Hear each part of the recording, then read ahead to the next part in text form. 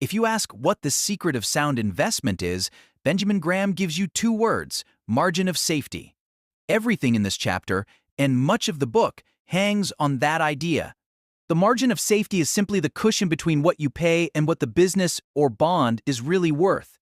It's what keeps you from being wiped out when the unexpected happens. Start with bonds and preferreds.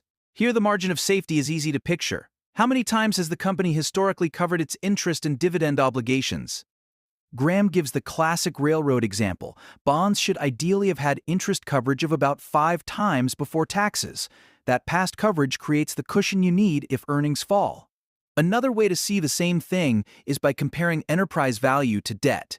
If a business is worth $30 million and owes $10 million, you have room for a big fall in value before bondholders suffer. Can the same idea be used for common stocks? Absolutely, but it looks different. Graham cites cases like depressed times in 1932 to 1933 where such bargains existed. But there are 3 important cautions. First, price matters. The margin of safety depends entirely on how much you pay. The same company can be a safe investment at one price and a speculative bet at a higher price.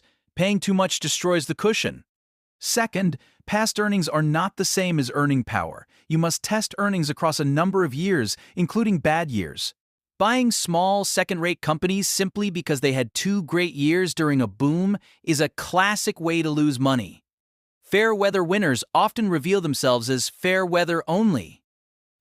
Third, growth investing substitutes estimated future earnings for past records, which is fine in theory, but only if your projections are conservative. The market often prices growth stocks so high that even a cautious forecast gives no margin of safety. In practice, that's where many growth investors get hurt.